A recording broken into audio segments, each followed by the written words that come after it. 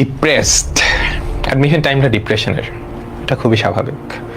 শুধু অ্যাডমিশন না, আসলে তুমি যদি ভার্সিটিতে উঠো, ধরো তুমি বুয়েটে চান্স পাইছো, বুয়েটে চান্স পাওয়ার পরে যেই ডিপ্রেশনটাই পড়বা, তুমি চিন্তাও করতে পারবে না ভাই।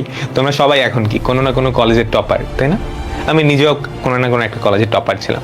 তো আমি যখন বুয়েটে চান্স পাইছি, আমি গিয়ে দেখি আমাদের চারপাশের যে মানুষজন, সবার এক একজনের এক একটা স্কিল এত ভালো, এক একজন কোডিংয়ে এক্সপার্ট। আমি তোমারে বলি, আমি তো সিএসসিতে পড়ি, আমি সিএসসিতে এখনও পড়তেছি, আমাদের লাস্ট সেমিস্টার চলতেছে। তো আমি যখন প্রথম সেমিস্টারে ভর্তি হয়েছি বুয়েটের সিএসসিতে, আমি আগে কখনো ল্যাপটপ ধরে নাই বলতে আমার নিজের ল্যাপটপ ছিল না। তো আমি প্রথম ল্যাপটপ কিনলে বুঝেই তো, টাইপিং স্পিড একদম স্লো না। তো আমাদের প্রথম ল্যাবে গিয়ে ল্যাবের মধ্যে কিছু প্রোগ্রামিং প্রবলেম দিছে সলভ করতে, আমি এক লাইনও লিখতে পারিনি। তার আগেই 2-3 জনের শেষ।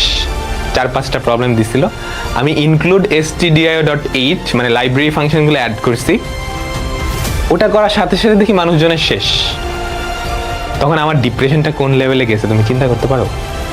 তুমি দেখবা, তুমি যেখানেই যাও ডিপ্রেশন থাকবেই, বুঝছো? এগুলো নিয়েই বেঁচে থাকতে হবে, কি করার। ফ্লো হারায় ফেলছ।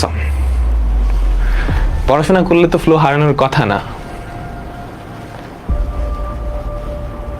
যাই হারাইছো, যেটা গেছে হইছে, বাদ। এখন থেকে শুরু করো, সময় আছে, 3 মাস না 6 মাসই সময় আছে, ইনাফ টাইম। তুমি যদি প্রপারলি ইউটিলাইজ করতে পারো, মানে ইনাফ, মোর দেন ইনাফ।